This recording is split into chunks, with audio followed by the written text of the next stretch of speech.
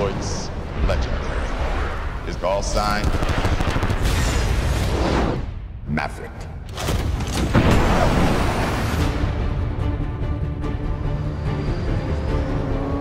People have been asking Tom about making a sequel to Top Gun since the original film came out. And in all those years, his answer was always the same. He would do it only if the story was right. Once I was satisfied with what the story was, I said, okay, how do we now take it to the next level? How can we use the highest level of our skills to capture an audience's attention? I had spent decades studying aerial photography. I'd study camera mounts and camera angles. Just a little higher, because I have a great camera position. Because it all comes back to how do we push technology to a point where we can show what it's like for these fighter pilots and get the audience immersed in the environment in a very cinematic way. All right, let's go. Aviation film like this has never been done, and chances are will never be done again. It's very important to me that it be practical, that we actually put the camera right in there and shoot the sequences for real. That was the aim. That was always the goal. And I said, I'm not going to make this film unless we can accomplish that. Tom told me from the very start, this is going to be harder than you even think. And he was right. Getting a camera into a Navy F-18 is a lot harder than it sounds. Getting 6 cameras in there is almost impossible. We worked with the Navy for over a year to design a system that would get the angles we wanted to get, but also did it in a way that didn't interfere with any of the functions of the airplane. We had to go through all kinds of engineering, and it had to be built to specifications. Anytime we put anything in the cockpit of an F-18, we have to be very clear what impact that's going to have. If those cameras come off under G, now you have something coming back and hitting an actor or going forward and hitting the pilot, and that could be bad. So we had to make sure everything was going to stay on the airplane throughout the entire flight. The Navy basically told us what we had to do in order for it to stand up to 7.5 Gs and 550 knots. These cameras are unbelievably groundbreaking. They're specifically built for Top Gun. The camera actually splits into 2 pieces. You can put your lens anywhere you want and have the recording far away. That allows us to put them in places that normally would never be able to fit a motion picture camera. These aren't GoPros, you know, these are 6K IMAX quality cameras. Check this out. So the image we're getting is something that's just never been captured before. That's what I'm talking about. Besides the 6 cameras in the cockpit, we're doing air-to-air, so where you have one jet filming the other jet. The helicopter with a camera mounted on it was a very typical way to shoot air-to-air scenes. But if you're trying to keep up with a speeding fighter jet, a helicopter just isn't fast enough. We worked with the Cinejet that has a camera mounted on the nose. Without it, we could have never made this the way we did. He's got to stay close. This distance is sensational. Now we can get a shot looking right into the canopy, which has been tough to get in the past. Never before have we ever filmed an F-18 going that fast, that low. Increase speed. We got you, Mav. Don't wait for me. Also, we have ground-to-air cameras on the ground filming these jets that are coming terribly close to them. It's pretty astonishing what we were able to capture and what Tom was able to do for real.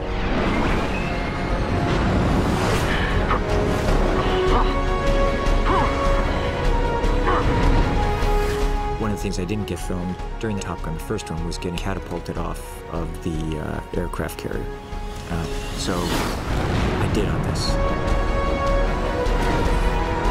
And I got to do that 6 times. I mean, it's unbelievable. Assume attack formation. Proceeding to target. Going in. We didn't have access to these aircraft forever. So every time an actor went up, we had to get the footage. We had to get the footage. Game time, baby! It's game time! When they're up in the jet, we were asking a lot of these actors. They had quite a long checklist of things. Verify cameras are on. Check cameras on. You get up there and you have to roll the cameras. You have to slate what the scene is. We kind of become our own director in a way. Okay, I'm rolling. Because we don't have any communications with anybody on the ground. They're actually pulling these Gs and actually delivering their lines and delivering their scene partners' lines in their heads and reacting to those lines. We're on fire! We're on fire! Extinguishing right engine! Phoenix, Bob, punch out! Punch out! I had to really teach the actors cinematography, editing, lighting, so that they understood what's gonna look good on camera. What's the sun angle? Sun angle's great. Oh my God, he's in G-Lock. I'm going after him. When you're making a movie like this, where you're actually putting actors in real fighter jets, accidents can happen. Oh, jeez! So always we made sure that everyone operated in the safest way possible. Every day, they have 3-hour briefings before a flight where Tom actually is coordinating and choreographing all the flights. They're going through weather, temperature, angles, airplanes, knowing what position, what we needed. I don't know if there's another movie star on the planet that could actually make these aerial sequences happen. He is able to figure out these sequences like he's actually staging a battle. Like, he knows the physics, he knows how he wants to shoot it. Okay, guys, let's get to work. We're able to get the best fighter pilots in the world to come in and do some very special sequences for us. It's so exciting to watch this, and you see this aerial footage, which is spectacular looking, and at such speed, it looks almost unreal, and it's real. We did this one canyon run, and trees were higher than we were. Your canopy is scraping mountains. I mean, you are 15 feet off the ground, going the speed of sound. And you're like, how the hell did Tom Cruise convince the studio to make this movie? It's crazy. The sophistication of these aerial sequences, no one's ever done it before, ever. It's never been shot this way, period. It all comes back to the audience. How do we push technology to a point where we can deliver something exhilarating? CGI just doesn't cut it. There's nothing like the real thing. People just don't make movies like this anymore.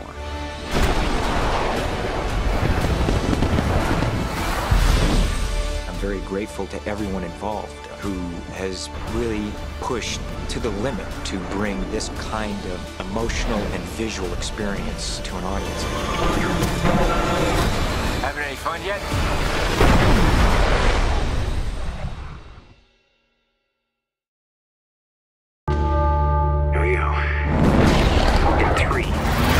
Jeez! 2, 1. All right. That was awesome. I wasn't ready to make a sequel until we had a special story worthy of a sequel, and until we could delve deeper into the experience of a fighter pilot.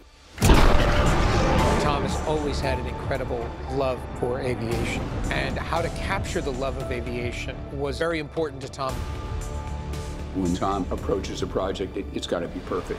And in order for this to be perfect, the aviation sequences had to be real.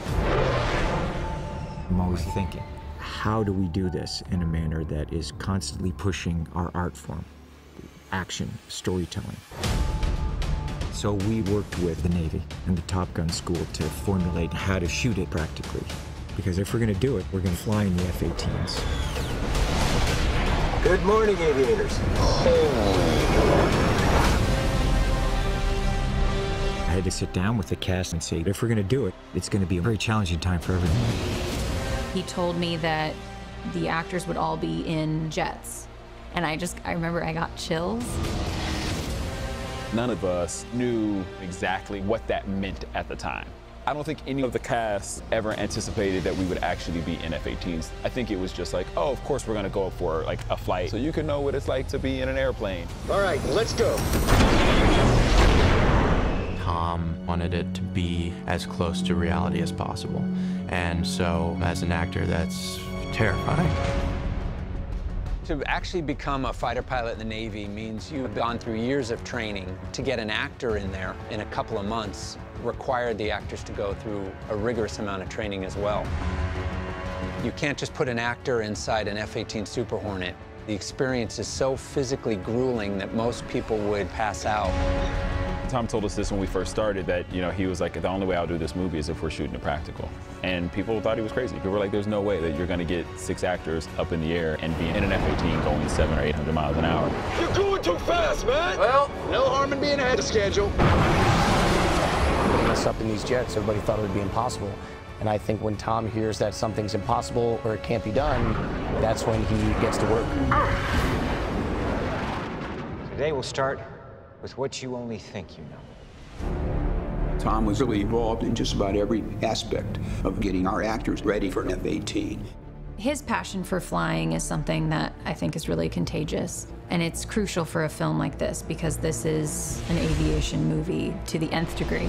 For the actors, I had to build a training program for them. Their understanding of radios, of flying, of being in an aircraft, being in confined spaces where it's hot, because you have responsibilities in that F-18. You're not just going for a ride. You're actually there, and you have to learn certain things in case an emergency happens. First, if you're going to fly in the F-18, it is mandated by the Navy that you go through water survival training. There's various steps that the actors must become proficient at. Don't be afraid to do it like you mean it. Do it like you're actually falling at 120 miles an hour. And they have to be able to do it. If they can't do it, they can't get in the F-18.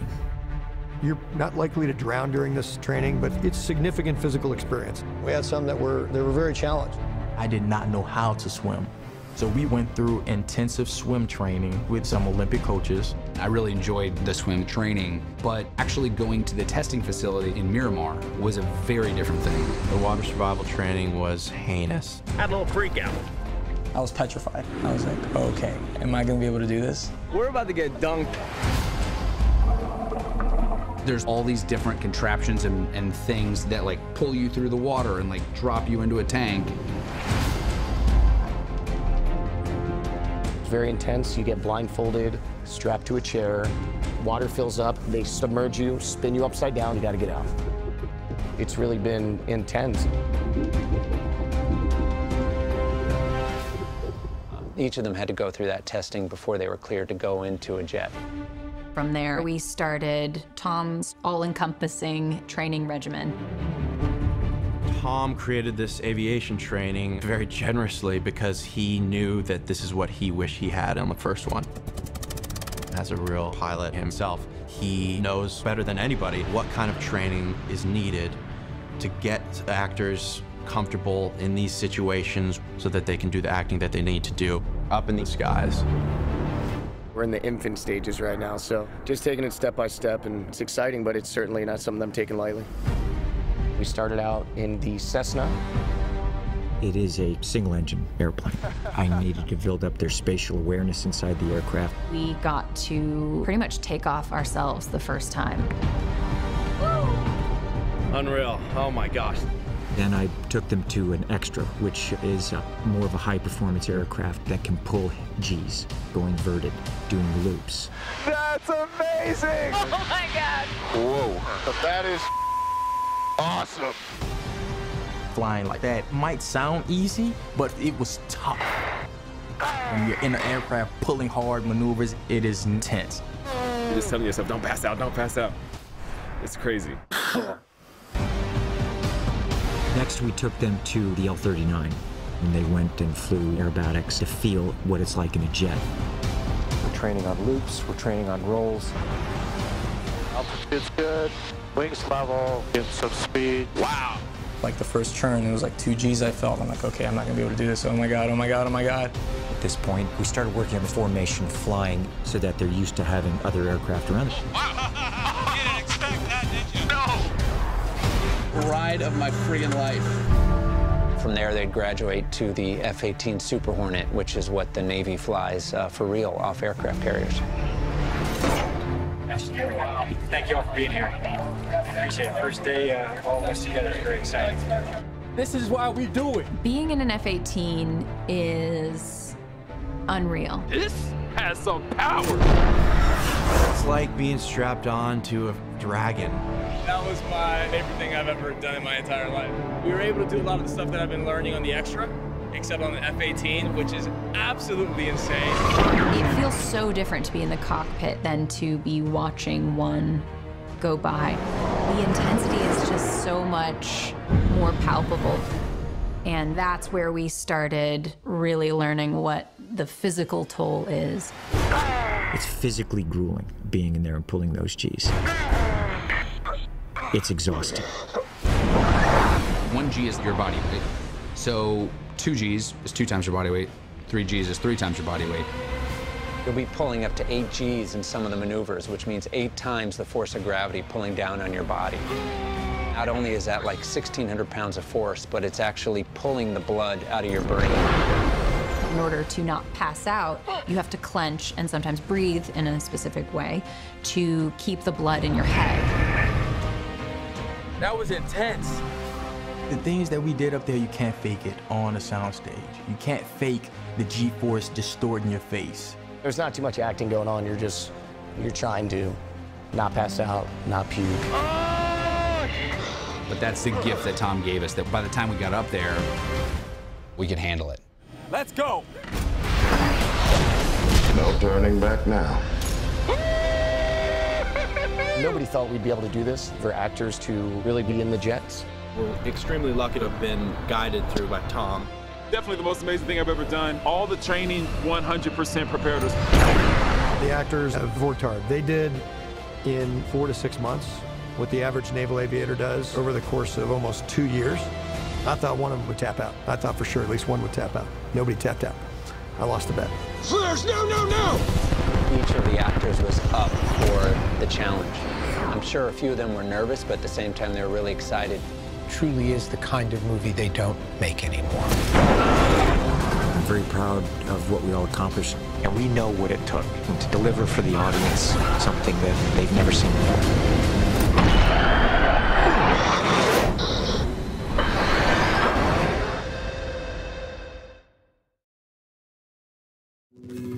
Control, this is Darkstar. How do you read? Darkstar control loud and clear. Darkstar is Joe Kosinski. What he's created was, you know, next level. So Darkstar is conceived as a hypersonic aircraft, which means it's capable of going 10 times the speed of sound. When you see Maverick in it, you look like you're in a science fiction movie. It's so cool. One last ride. I thought how incredible it would be to partner up with Skunk Works, a division of Lockheed, and design an aircraft for Maverick to be testing at the beginning of this movie.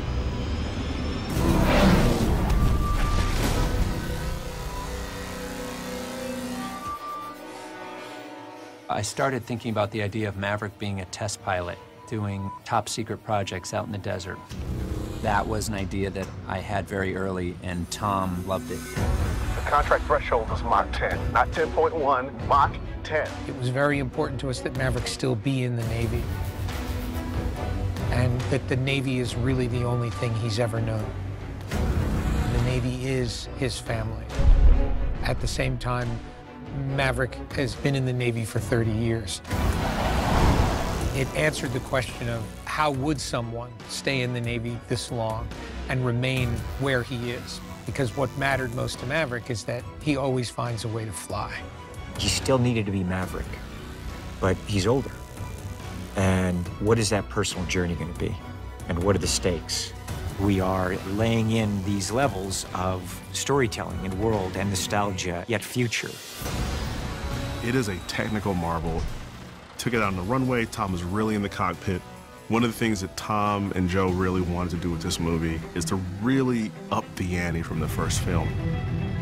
Well, I'm kind of an aviation buff. For a moment in college, I actually thought I was going to be an aerospace engineer. So I've always loved airplanes and aircraft design. And cut, nice. Cutting. Tower, this is Darkstar. We are taxiing. It was a real dream partnership for me to take my ideas of what Darkstar could be to Lockheed, to the Skunk Works division, which is their world-famous experimental division. I've met with them and explained to them that I wanted to design an experimental aircraft, and I wanted it to be, like the rest of this film, grounded and realistic. Skunk Works is the advanced development projects for Lockheed Martin Aeronautics. We do a lot of the experimental and new projects within aeronautics. Hey guys. Hey, how's it going? What's exciting to us is that the filmmakers elected to come and see us about designing for them an aircraft specifically for this script. And it was an exciting opportunity for us to actually design in the open for an outcome that would be seen by the public. Skunk Works developed the SR-71. The SR-71, also called Blackbird, is still the most advanced and most outrageous aircraft ever designed. It flies about Mach 3. Now, what we designed here is our imagination of the successor of that plane. This aircraft is designed to reach speeds of Mach 10. Well, Mach 10, let's give Mach 10. Mach 10. Mach 10 is over 7,600 miles per hour, which means you could get from Los Angeles to New York in about 19 minutes. A lot of things can happen at this speed, and to many of us, the physics of that velocity is hard to understand. Skunk Works has run our 3D models through proprietary software that tests heat signatures as it's moving through the air to get the aircraft to look like it's a believable platform to fly. Stealth is to be invisible for the enemy, so you can achieve that with various tactics. Our stealth on a plane like this is speed, which means Mach 10 is currently a velocity that is impossible to intercept with another aircraft or with any other weapon systems. For the main design, a lot of it came from Skunk Works, was really the engine design and the shape of the plane. It has an arc in it, and it's just for its lift at high speeds, and it just has a massive amount of thrust. And the engines are so big just to get air traveling through it. One interesting bit is visibility. If you make a film, you obviously want to see the actor a lot. However, you cannot have a conventional cockpit on a jet like that. There hasn't been a material yet that you can look through that can take that Mach 10 heat. So if you look closer at our jet, it only has windows on the side. You cannot look straight, which is extraordinarily unusual. But we needed to make sure that certain camera angles still worked for Joe and Tom. So the jet actually tapers extremely to the front so we could angle the windows forward, which still works for the heat, but it gives us beautiful shots of Tom. Okay, fuel temps are looking good. Control concurs. We tried to work with Skunk Works, coming up with what would this top secret material be. And the closest I could really get was it looks like a charcoal briquette that has been burning. And then the last thing that came in was that it would have these tiger stripes once it hits hypersonic. And it hits the shock waves as it travels over. It does this little bit of damage to it. And that's the repeated wear of what it looks like after it's flown so many times. And I think that was what really sold it, was that last touch, which made it look really neat. The really cool thing is when X-planes like our Dark Star are being developed, Skunk Works will work hand in hand with the pilot that is trained to fly this aircraft. And a lot of times the instrumentation, the cockpit is designed to fit them as they request, because it's muscle reflexes that they already developed over their long career. Tom was really specific about where he wanted the throttle, where he wanted the thruster, you know, literally everything. It was amazing. It was really good to have that input to make sure that he's happy and that our test pilots are happy. Just a little push. Pilots are extremely important in helping us make sure that we have a very effective human-machine interface to be able to operate where both are pushing the limits of what we're capable of doing. Right now we're located at the Navy base in China Lake. They've graciously loaned us this almost top secret hangar. China Lake is a secret test facility out in the desert where there are a lot of projects going on outside of the public view. And I was like, wow, that would be a great location for Dark Star. After a lot of back and forth, we ended up being able to shoot there, which is amazing because it's just a place that I know for sure you've never seen on film before. We wanted that moment in the Dark Star flight. You just feel not only command of flight, Come on! but the beauty of flight. He's the fastest man alive.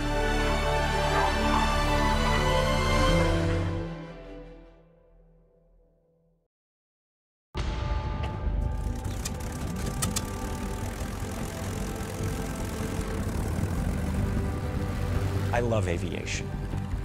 I love flying. There's a majesty to it. There's a beauty. It's using nature, it's defying nature. It's an amazing skill to be able to fly something and fly it well. His passion for flying is something that I think is really contagious. And it's crucial for a film like this because this is an aviation movie to the nth degree. Tom's an excellent aviator, and he loves flying. He absolutely loves it. And he's flying his own plane in this movie. The P-51 Mustang that's featured in the film is Tom's, and it's a beautiful aircraft. Even the Top Gun pilots kind of geek out over his P-51, which is saying something. I look up and I say, oh, well, that's a cool looking plane. They go, oh, that's Tom's. I said, oh, cool. Who's borrowing it? They said, no, that's him flying it. I went, okay, he's that dude for real. There's still a lot of that pioneering spirit of aviation when you're flying a P-51. You know, if Top Gun was made in the 1940s, guess what? This airplane's the star of the show. The airplanes today are very computer-oriented, and the P-51 is all push-pull cables, nothing's automatic. I know Tom loves doing aerobatics. It's a wonderful airplane to do aerobatics with. It's a wonderful airplane to do formation with. And it's a wonderful airplane to take somebody in the back seat. Tom is like, so Jen, you ever been up in a P-51? I was like, no, Tom, I haven't. He went out on the tarmac. He started the engine of the plane and flames burst out of it. I'm like, is this normal? He's like, well, we're just gonna do some really gentle things, just like some really gentle rolls. It was an incredible experience. Certainly like nothing I've ever done before. And he's an amazing pilot. Even though we're shooting Penny and Mav flying in a plane together, we're not being lackadaisical about the camera action. We're still trying to give that plane the same kind of dynamic and energy that we're doing with the rest of the movie. That was an absolutely perfect takeoff shot. Great job. Moving to second setup. Let's go to the ridge line, take us up the valley, and start a gentle climb. Heading to the right, going up valley, gentle climb. Something we like to do is we put foreground in between us and the subject aircraft. When I say foreground, I'm talking about trees, terrain, mountains, ridge lines. What that does is the viewer's focusing on this beautiful Mustang and it's moving out there, and then all of a sudden, wham, wham, wham, all this stuff goes by in the foreground, and people go, whoa, they're going a million miles an hour. To do that, we used what we call our Cinejet. The Cinejet has to be on one side of that mountain or ridge line, and Tom has to be on the other side. Nice and close to me, I know. Get as close, as safe as possible off your left wing tip to the rocks. Copy that. At times, you'll look at something from the air and you can't tell how big it is, the size of it, the scale of it. And we're saying things to each other like, hey, Tom, you come over here a little bit closer. It seems like you're far. And Tom's going, there's no closer. I'm right next to this mountain. I got a peak and I got a mountain up ahead. That was a challenging shot. Here comes another one. Hold them tight, hold them tight, hold them tight. Hold them tight. Perfect, perfect. We've done some pretty impressive maneuvers with Tom, and he's executed them perfectly. L-39's moving into position. Let's confirm it'll be a right roll. Confirming it will be a right roll. You know, it was tricky. It was a little bouncy. You know, so we had some turbulence, but it was great. You know, it was beautiful flying. It was, you know, it was really fun. Everything you wanted it to be? Yeah, you always want more. We always want more. Tom's love and passion for aviation has really come full circle, and with the Mustang, it's paying homage to a great airplane that was the Top Gun of its day. Anytime I'm in an airplane and I'm flying, I never get tired of that. Without Tom and his enthusiasm for flying and his experience up in the air, I don't think this movie would have ever been made. Here he comes. Oh, beautiful.